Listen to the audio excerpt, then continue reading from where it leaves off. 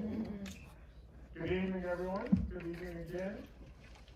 Thank you to Michael and the staff, the amazing staff at Impact Silver Spring for calling us to this moment. Thank you to the amazing staff here at the AFI Theater in the middle of this little slice of heaven that we call Silver Spring. Some very consequential conversations have happened in this room, and we are trusting that tonight will be, again, one of those nights. Again, my name is Ronnie Galvin. I don't flash this often, but I'm Reverend Ronnie Galvin. I'll try not to preach to y'all tonight. But we may get a little animated. As Michael has said, I'm a part of the Impact family. I was the second executive director to take the helm of the organization after the amazing Frankie Blackburn. And I had the privilege of being between Frankie and the person who came after me. I call her Jane Beulah May, out of Be Well, Sojourner, Harriet Tubman Park, who's the third executive director, because she is a freedom fighter in her own right. Jane, where are you? Put your hand in there like you just don't care. Yeah, give Jane a round of applause. I'll say, Jane, that of the three of us, and now Michael, the fourth, who will probably be, hopefully, the last executive director, I think Michael is going to be the best fundraiser. So anyway, good. Again, it's good to be with y'all. Just some housekeeping issues before we get started.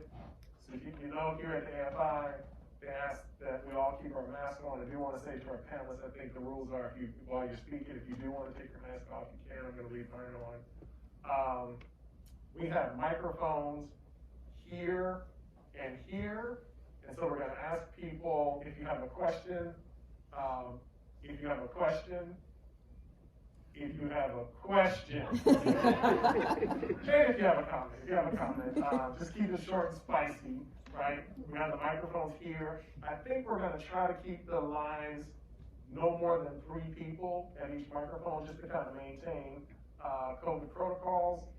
And trying to think, is there any other housekeeping we need in order to have a good conversation with each other? I think the last thing I'll say is we are not trying to waste y'all's time tonight. We want to have a conversation that's real. When we did our prep meeting with the Impact team, Renita, Corinne, and some other folks, we were lighting up the Zoom line with ideas about how we would have this conversation. And so we want this conversation to be meaningful. We want it to be real. We want to tell the truth with each other. And we want to leave this space ready to do something to make this democracy finally be the democracy it should be. And so if you are ready to keep it real with us tonight, let me hear you say, keep it real. Keep it real. Y'all ain't ready.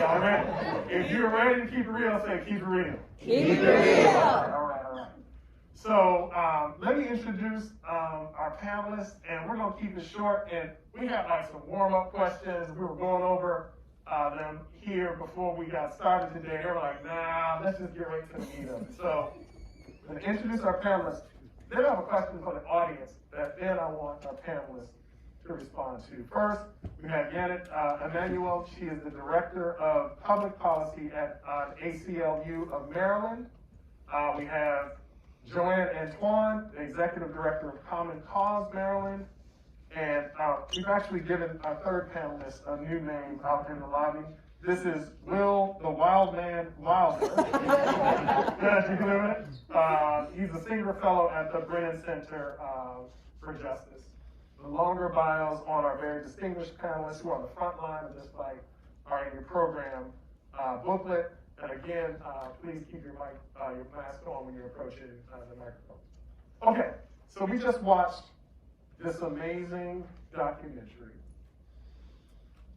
And you probably are sitting, we hope you are, with all kinds of feelings and reactions. And I just want to pose a series of questions. And if the feeling is what resonating with you, just say yeah or shout out, put your hand up, so that we can see you in the room. First question is, who was surprised by this? Anybody surprised by just how diabolical and systematic? Yeah, right? Who is angry? Yeah, we can deal with that anger. We can organize around here. Yeah. Who's frustrated?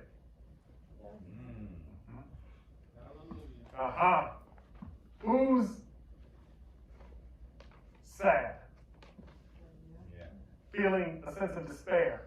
Yeah. This last one, we're going to have a lot of questions around this. Who feels like giving up?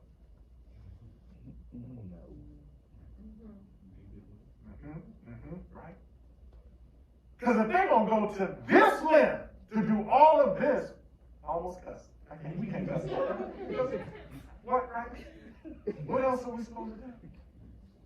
What else are we supposed to do? And so we're going to have this conversation tonight about not just the vote, but we're going to also have a conversation about the context that the vote is happening, right? We're going to also ask questions and dialogue and debate with each other about the nature of our political and our economic system. And we're going to ask the question somewhere in this conversation. Maybe this will be the first question. I don't know. I moved by the Spirit. Who owns the democracy? And what's at stake? So I want you to sit with that question. I want you to sit with all of those feelings that are coming up for you in this moment. And we want to have this conversation together. Everybody say together. Together. So I'm going to turn to my panelists, and I'm going to give y'all the first question, and then we'll get the audience involved. One other thing. If you feel so moved at any point in this conversation, it's not going to be a moment where we say, okay, now we turn to the audience for questions. Question, comment can happen at any moment. Go to the microphone, tell us your name, give us your comment or question at any point of our dialogue. If you're feeling that, saying yeah. If you're feeling that, say yeah. Yeah. All right. So here's my first question to the panelists. All across the film, there were people, we're going to come back to this in a second. They were Black, they were Latinx, they were Asian, they were young people who, and by the way, just want to be clear, and I know this is going to come up, there were also a lot of Black women who were in the fight and who were being oppressed, repressed, suppressed, and so on and so forth. We will come back to that. Who said at one point or another, and one way or another, they said, they do not want my vote and voice to count. They don't want to hear me. Who are they? Who are they?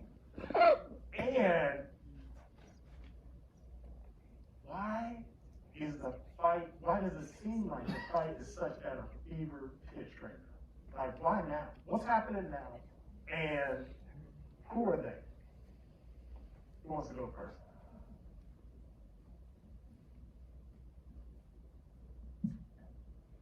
Great question. I think that Maryland is a great example of that question, because we are, most of us think of Maryland as a blue state, according to Larry Hogan's purple wave. And one of the bills that Joanne and I worked on for the last couple of years was ensuring that those who are eligible to vote while incarcerated have access to the ballot. So in Maryland, if you're held in pretrial or if you're incarcerated with a misdemeanor, you're still legally allowed to vote. But there's no, up until the bill we passed a couple of years ago, no meaningful access to the ballot.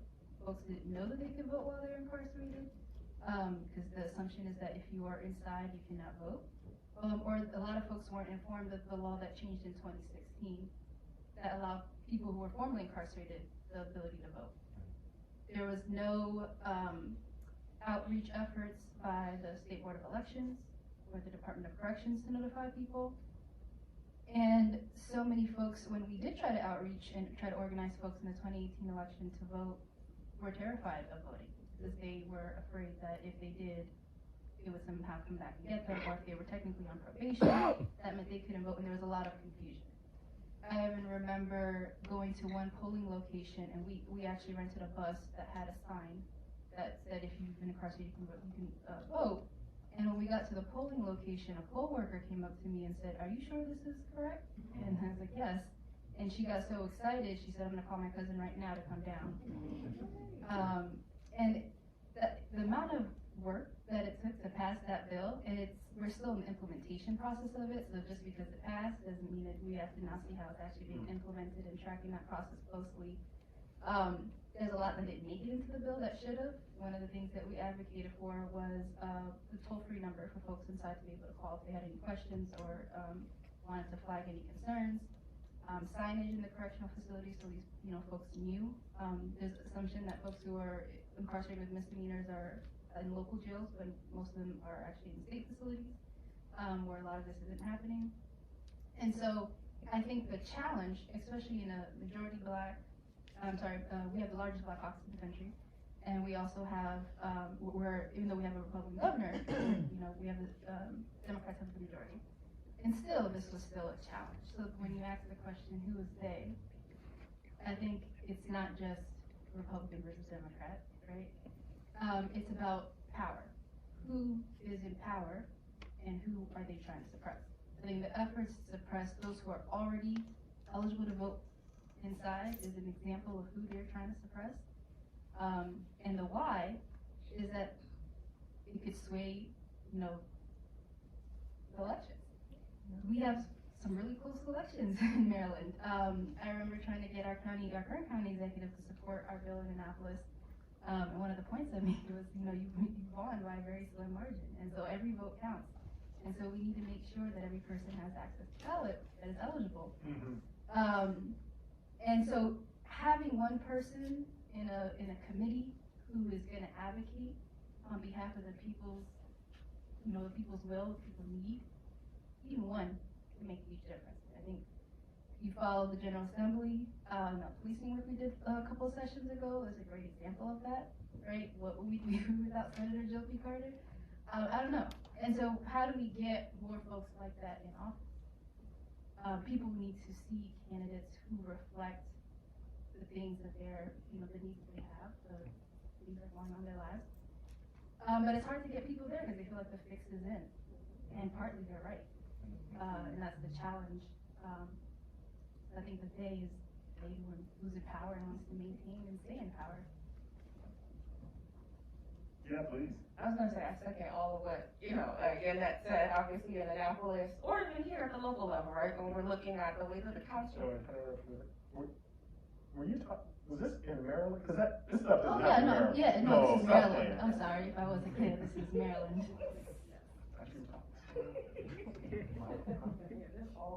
I mean, just when you're looking at Annapolis, right? And again, Annapolis, I know that it's not accessible. A lot of times you see your legislators on the campaign trail and they're making all these commitments and talking about the great work that they're doing.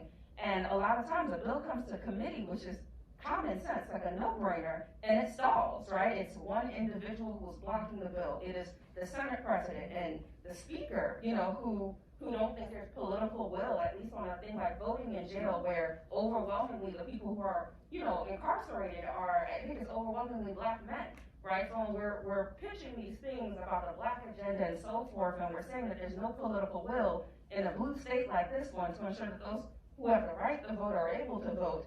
I mean, we've got a serious problem, right? And I think if we look beyond, lawmakers and them wanting to maintain their power, we talk a lot about following the money, right? You'll hear a lot of times we're talking about special interests and so forth. And many times, right, these people in power who, again, want to maintain their power, are voting in ways that are in the best interest of the people who are funding their races. Right, so if it's police accountability, you're looking and you're following the money, you're seeing that police unions and so forth are overwhelmingly funding these candidates. And I think when we're looking at election reforms, again, Maryland is a different state, right? We are not always willing to move forward with pro-democracy reforms, but, we won't roll back. Well, we won't, fingers crossed, right? But, we won't roll back access, but a lot of times, many times when something goes wrong, we have to question why the legislator, moved from this mark to making this commitment, to now, stalling a bill, that has a lot of support, and it's typically, based on the people that are funding them. So again, bringing it back to voting rights, right? If we are not the ones, we're voting for them, but again, if we're not the ones giving to them, right? They're not as accountable to us as we would like them to be, right? They're accountable to the people that are giving them the biggest contributions, and that's why we see a lot of, unwillingness to move forward with what most Marylanders would argue are common sense bills. Yeah, no, I think those are really good points. And Ronnie, I think the question of who the they is and what the why is are really important when talking about voting issues. So I want to tell you about some research we're working on right now. So I think you saw in the film some of the Branson stats about the number of state voting laws that have been passed the last couple of years, and it's really just insane. We saw 34 different laws passed related to voter suppression in 2021, which was far and away the most we'd ever seen in a single year we've been tracking. So something we've been working on recently is trying to figure out a little bit more that we can say statistically about who are the state legislators who are proposing a lot of these laws, because individual state legislators in most states don't get a lot of press coverage.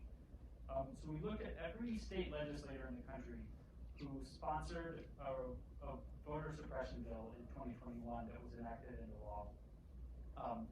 And we looked at who they were, and we looked at the demographics of their district and their state.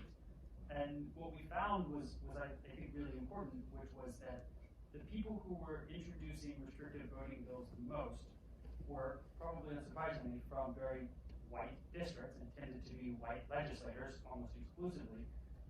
But even more so from that, they were from white districts in states with changing and diversifying a lot of things. They were not from white districts in states that are remaining very white for the most part. They were from white districts in states like Georgia, states like Texas, states where the population is changing and the political dynamics of the state is changing because of that.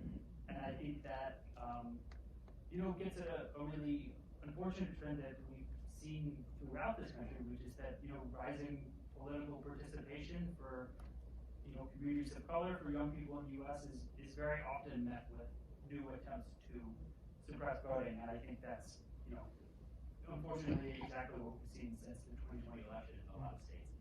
Even in states where it's ultimately been unsuccessful, that has also held true. So, in a state like Maryland, again, you're seeing white legislators in white districts, uneasy about the direction their state is heading in and trying to introduce these kinds of bills. And that's, been pretty universally true in a lot of states. So I just want to make sure I heard this correctly, and the other folks in the room might be feeling the same way I'm feeling. We're talking about Maryland right now. We're not talking about, like, I grew up in Florida, so we're not talking about Florida right now, we're talking about Maryland. Okay, y'all, we're talking about Maryland. The other thing, and thank you for that research on this question. I just want to be clear that I heard you correctly. That the they, right? We said we were going to tell the truth tonight, right? Right? The they, right, are white people, legislators, who are in places that are becoming darker, who are trying to preserve their, both of you said it, their power and place, and are using suppression as a way to do that. And this is happening, right? This is to the question of why now. This is happening at the moment that the country is reaching the point very quickly where we are going to have more people of color in the nation than we will. And so one thing that we're going to have to really come to grips with is that the more people of color reach that precipice becoming the majority, the more fierce these efforts will become. So this will probably not get worse in the short run, it'll probably get better. Am I reading that right? Yes to everything, but I do want to make sure, while we're seeing that it's overwhelmingly white males and white districts that are doing this, right? Again, when we're looking at all attempts at suppressing the vote, right? I think the redistricting cycle is a great example, that's good. right? That's good. When we look at the way that the boundaries of our voting districts are drawn, right? It can determine the political power for communities. And in a state like Maryland, when you're looking at jurisdictions like Prince George's County, Baltimore County, where, ACLU we were plaintiff in the ACLU lawsuit and so forth, in attempts to draw majority black districts, looking at ways to, allow for more equitable representation in communities that were changing, right? Maryland is now the 4th most diverse state in the country, right? And when we look at a place like Baltimore County, right, you have to wonder why there's only one black member of the council, right? Why is it that black people, when you're looking at their ability to swing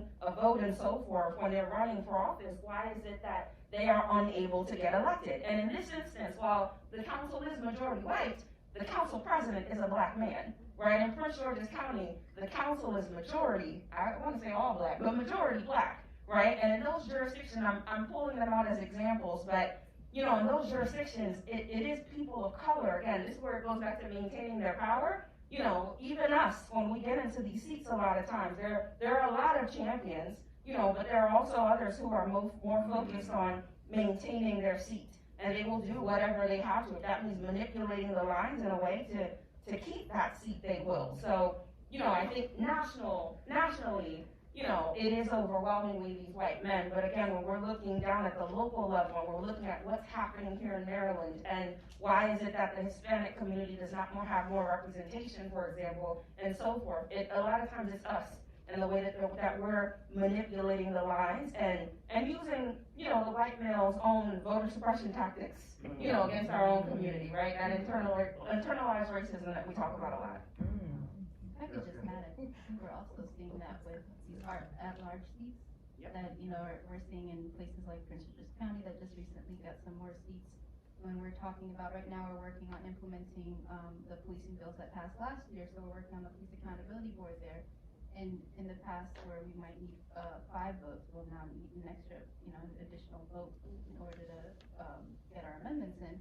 And so that dilutes that black power that in those jurisdictions that are going to be more progressive or have more progressive leading council members representing them. And so that's part of the challenge as well, and something, to watch as well. So I see somebody going to the microphone or the bathroom, I can't tell you. Microphone, okay. Good, okay, good. I see people moving to the microphones, yes. I knew we could warm them up. So we'll go here first, and then we'll go to David, and then we'll go here. Yes, sir. Well, I'll try to be brief. So I despair nationally. I got involved in voter suppression. I got involved in voter protection efforts beginning with the after the Gore campaign. I just felt so guilty about not having been involved, and I've been doing it every year since every election. And I've seen some wild stuff, and I won't tell every story. But when you ask who is they and what can we do, I do despair, and because they sometimes is in the House. In Maryland, although you're talking about legislation, but there's a lot of practices that happen that are questionable, and sometimes they happen in the primaries, sometimes it's the general election. We had, I ran the Bernie Sanders effort, the voter protection effort here in Maryland, and the presidential election primaries are in April, so all students who are on campus, and over 1,300 kids ended up voting provisionally, but they were being turned away all day long because they never had more than 100 provisional ballot applications there. And I spent the whole day calling the Prince George's County Board of Elections saying, you need more applications. They're literally telling people to go home, and because they don't have them. And then in 2018, in the general election, I was riding circuit around Montgomery County, and for people who don't know, because we have the governor who's Republican, they have the deciding votes in all the county board of elections. I went up to Burtonsville, and there was a 2 to 3 hour line already forming by 8 o'clock in the morning. And they had two people checking in, and one of the people were already dealing with provisional voters. They had a tremendous problem because that site is also an early voting site. But that was not really the biggest problem. The biggest problem was they didn't have enough machines, and I worked staffers there, and I put the word out on the internet, and Tom Hucker got involved, and they brought the Board of Elections staffers up there, and it was still under-resourced. I mean, I showed up before the polls closed at 7 o'clock, and people were again walking away from the polls because they weren't going to wait till 10 o'clock at night to vote. But when I left the polls in the morning, I went down to some polls in Coleman Park and Silver Spring, and instead of a 2 or 3 hour wait, there were 2 or 3 people in line and waiting to vote. Wow. And lots of machines.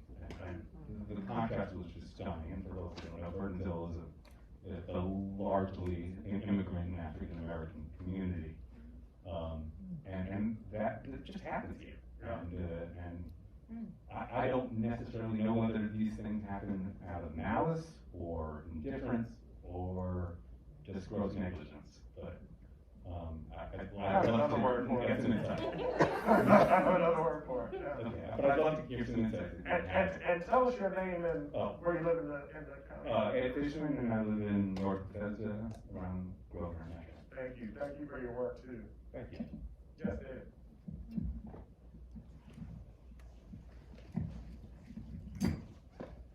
Yes.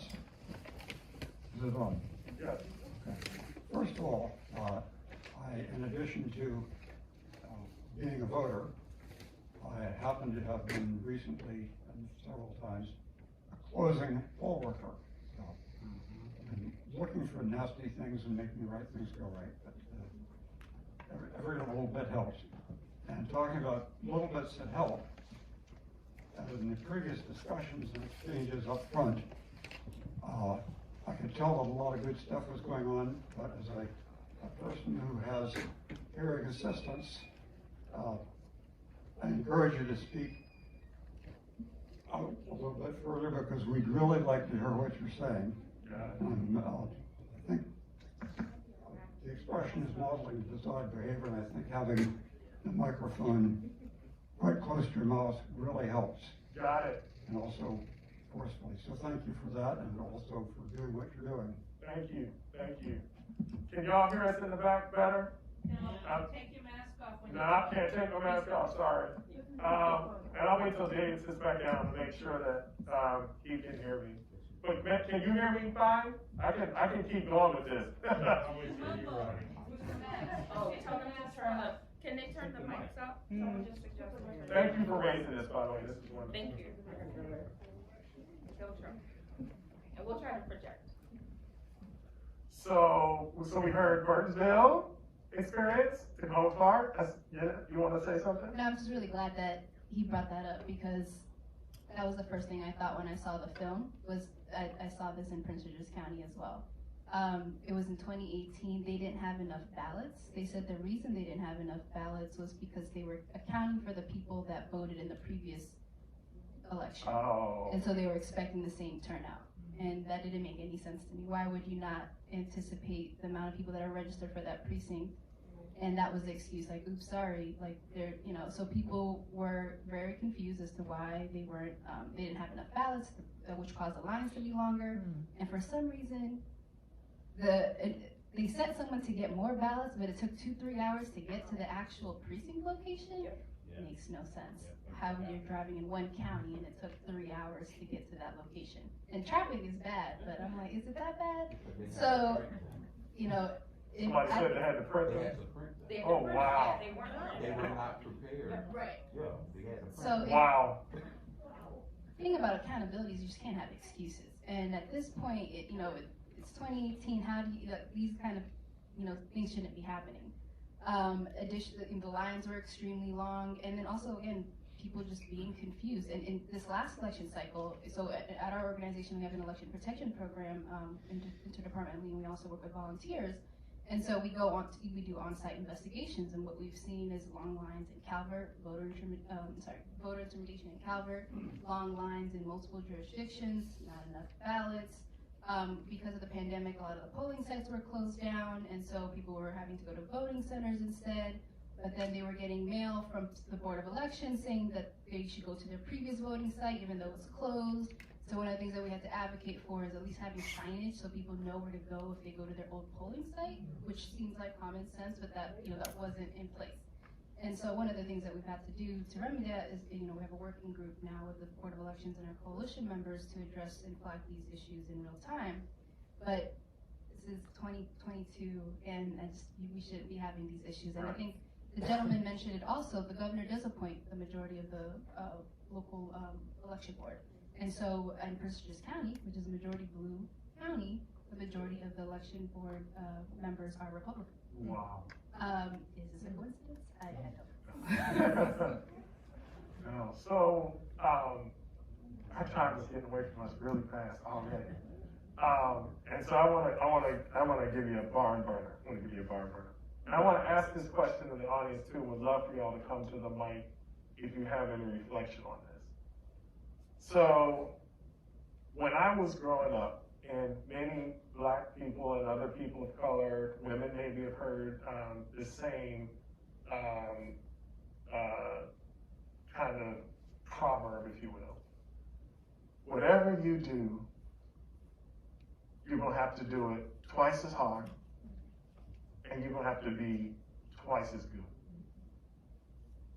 And what we have learned, and by the way, that effort was noble, it was right, it was the best we could do, it's all that we could do. But operating at that level of intensity all the time is like driving a car and standing up on the gas 100% of the time. That engine is going to break down at some point, right? The stress and the wear and tear. You look at all the health data and it says how that living life that way shows up in life expectancy, disease, and so on and so forth. And so with all of that, like black folks, Latinx folks, all people of color, LGBTQ folks have been fighting and our allies have been fighting our rumps off to take our place in this democracy. And I've heard people say, we heard people say it in the video. I guess I'm just not gonna vote. I'm tired. What else am I supposed to do? And even while more and more people are showing up at the ballot box, there's also a level of fatigue that we gotta watch out for. As y'all are out doing your work, what do you say to people who say, well, why should I vote? I just want to give up. They're going to do all of that. And why should I spend my energy doing this? I'll go do something else. How do you motivate folks who are doing all they can, doing all the right things, who want to give up? What do you say to them? How do you get them motivated to act in the ballot box and in their own interests in the democracy when there's so much working against them at times? You want me to give it to the room first before we get there? One of the things that I've done in the past in 2018 when we did this campaign to let folks know who've been incarcerated that they can vote is to talk about the policies that they care about. So one of the issues that we talked about was marijuana legalization. A lot of these folks never voted. Some could not read. But they knew that this was something they cared about, not necessarily for it to be legalized, but to end the criminalization of it because it was something that they were targets of. And so when we started talking about, well, how this election goes, possibly having a Democratic governor could help our efforts in legalization, that's when their interest kind of sparked. And this was before I was with the ACLU, but that was when you started attaching kind of like the voting with the policy and kind of like how the process works and how having folks who are aligned with the views and the things that you're trying to accomplish, or things you need done in your community, they're more likely to actually vote when they can identify that me actually going, casting my ballot might make a difference in when I tell them how close some of these elections are, because they feel like it doesn't matter. I just stay home, it doesn't matter. But when they hear about elections that are close to 7 votes, 30 votes, I have 30 cousins. So it's like, so I'm the voting captain in my house, and I just got my citizenship in 2018. And so for me personally, it was connecting. I was working on an issue, and it was like, we're not going to get this fixed on campus, so we got to go to the state legislature. And that, forced me into the state general assembly, and then looking around and wanting folks who actually were going to be vocal on issues I cared about, who would be vocal in committee on the floor and say what needs to be said. And so realizing how close these elections are myself, just, the first thing I do when I meet somebody is, do you know what legislative district you live in? My Uber drivers, everybody. Because it's important. A lot of them don't know, and a lot of folks, when I used to door knock, only voted in the presidential elections and never voted in the midterm. Right. They didn't understand what the difference was, and they're so done with what's happening nationally. They can't fathom that anything they do locally will make a difference, but all politics are local. And so that's part of the problem, so lack of information, but also feeling like they have a part in the process. So one of the stories that I think struck me the most from the documentary was the story of the gentleman in Randolph County who was worried about potentially having to walk so far to get to his polling place when Randolph County was considering closing all of those. And the reason it struck me so much was that was in 2018. Randolph County just tried to do that again like 6 weeks ago. They just tried another time to close 6 of those 8 polling places. It was just insane to me that, 4 years after getting very publicly called out for doing that and being forced to retreat, they tried to do it again. And again, there was a ton of media attention to it. A lot of civil rights activists showed up at the Board of Elections meeting and pressured them into backing down from the plan. But there's no guarantee that that'll be a lasting result, because Georgia has also passed a new law that makes it easier for them to restructure county election boards, which might lead to most of the black Democrats getting removed from the Randolph County election boards, and they're losing the votes to block that kind of thing. And so it's just absolutely crazy that it took twice now that level of activism and energy, not even for people to be able to get the results they want in an election, but to just have the opportunity to vote for those results in the first place. Especially in a small rural county where, like I was saying, small county, a lot of your local officials, your county officials who probably have more to do with your day-to-day life than the federal government in a lot of ways, are races that are decided by just a few votes. And it's really unfortunate that so often it takes such that sustained level of activism just to have anything close to a fair playing field, which is just not fair at all. And so I do struggle with what to say to somebody who's had to go through that much effort just to be able to have a polling place that's within 30 miles of their house. But I think at the end of the day, that's the best thing you can say is that especially, even more so than with presidential and congressional elections, especially with your local and state elections, somebody's going to show up and vote for those people on election day, and they're going to make decisions that are going to affect your community in a lot of ways. So, I don't know how this happened, but we only have 5 minutes left. And I feel like we're at the end of the, the record. The record, y'all know the record. Some of y'all know what the record is, right? At the end of the record when the songs get really good, right? That's where we are right now. And so, I'm gonna ask one final question. And we didn't spend a whole lot of time talking about your organizations and things of the like. We have a table out with information there. I hope y'all will stick around and ask more questions of our panelists and the work they're doing here in the state and in the counties. But to the audience, I want you to look around the room, see who's in here, and see who's not in here. Y'all see where I'm going with this? Yeah. And what I suspect, because this is an Impact Silver Spring event, is that a lot of the people that looked like the folks who were being suppressed and sabotaged, by the way, we're all being suppressed and sabotaged one way or another, right? But the folks who were in this video, generally speaking, don't look like the folks who are in this room. But what I sense, Michael and Lanita and Sada, Karen, is that these are the allies. And my question to you is, what do we do with the fact that the folks who are suffering the worst brunt of the suppression, right, are not in this room, but y'all are. We are. What do we do with that?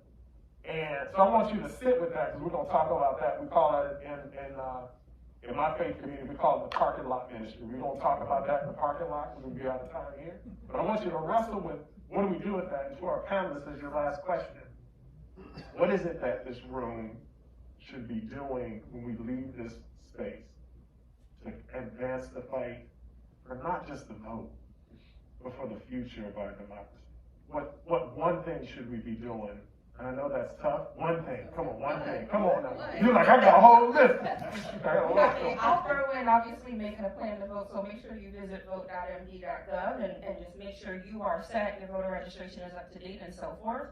But what I would recommend, outside of like making sure you're prepared to vote and that you are educating your neighbors, your family, and so forth, if a candidate comes to you, right, a legislator, a council member, and a, sitting incumbent, who is making a ton of commitments, promises, about what they've done in Annapolis, visit the Megaleg, website, and first they'll confirm, that they actually did those things, that they actually voted that way and so forth. And I would go in and ask very specific questions around their plan, for the coming administration, right? We might very well have a Democratic governor, we've got critical races, all up and down our ballot. And I think you need to go in prepared to ask very specific questions to the things that are impacting your community. So not just voting rights and so forth, but, if your street hasn't been cleaned up, that block, you can't get up on the curb and so forth, and you don't understand why they aren't responding,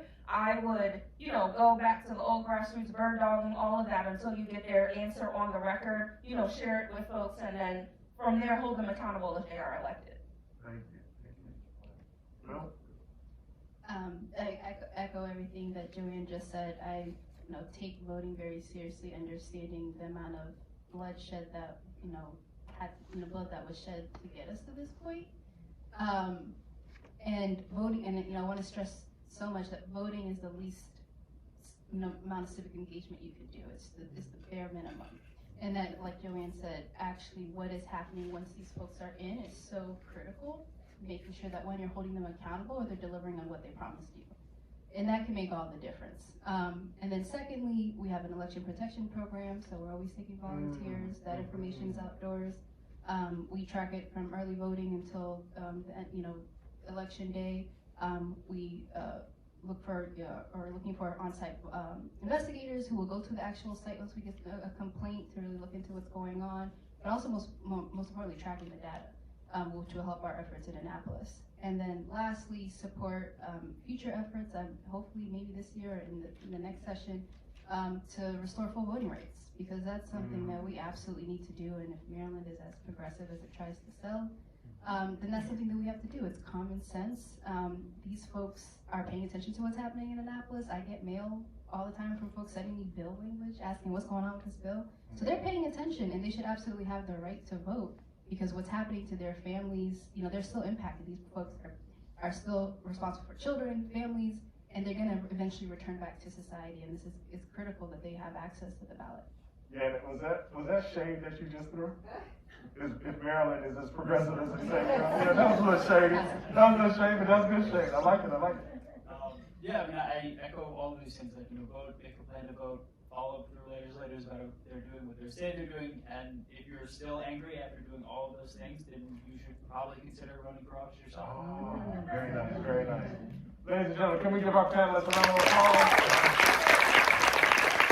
Thank you all so much for your wisdom. Hope you all stick around and my folks will have questions for you. And thank you to, yes sir? Okay, you gotta be quick, because we're out of time. Very quick. Okay. The Board of Elections is currently looking for workers to tend to drop off ballot boxes. Apply. Yeah, apply. Yes, Just apply apply. at vote.md.gov, and it's paid positions, and you can be as young as 16 years old. We're looking for all affiliated vote, all different parties, and if you're bilingual, even better. Outstanding, outstanding. So last thing before we go, first of all, thank y'all again for coming together for this important conversation. We gotta fight for this democracy like we never had before. And so hopefully we'll leave this room and continue to do that work. Michael wanted me to remind you that this is a fundraiser. And so those of you here in the room probably aren't here just for the conversation. You also know the good work that Impact Silver Spring is doing. Yes, sports leagues, yes, cooperative enterprises and things of the like. However, the thing that makes Impact special, and it is the missing ingredient, it is the roux, it is the missing ingredient in the roux, that's what it is, that we call Montgomery County. We're gonna have a healthy democracy. Black people, white people, Latinx people, Asian people, LGBTQ people, young people, elder people. If that is going to happen, we have to have a culture that says, a community that says, we're all in this together. We're all we got. And that's what Impact Silver Spring does. And so if you want that kind of spirit in our community, if you want that kind of glue that can hold a healthy democracy together, the one that many of us in this room have been fighting for, we want to invite you to continue to invest, not just $10, not just $100. We need like tens of thousands of dollars. Yeah. If our community and our democracy is worth it, we want to invite you to make that investment. Michael, am I doing this right? in Impact Silver Spring. And if you can't do it, get 10 of your friends to give $100, and we'll do it that way. We used to fry fish and sell cakes back in the day, right? We still do. So please, there's a QR code and a remittance envelope in your program. Please donate. Also remember, primary elections in Maryland are on Tuesday, July 19th. Please don't lose track of that. And please meet our panelists outside and take their handouts, and we'll be happy to ask more questions. Repeat after me. We're gonna fight. We're gonna fight. Till we can't fight no more. Till we can't fight no more. And when we can't fight no more, we're gonna lie down. Breathe a while. Hold on. We're gonna fight so hard that in moments we're gonna have to stop and take a breath. We're gonna have to lie down. My mom and them used to say, lie down somewhere, catch your breath, right? Because guess what? Guess what we're gonna do after we lie down? We're gonna get up and we're gonna fight some more. Everybody say, fight some more. Fight some more. Fight some more. Fight some more. Fight some more. Fight some more. Give yourselves a round of applause. Thank y'all again, and see y'all in the lobby. I think we got cookies or champagne or something like that. Thank y'all.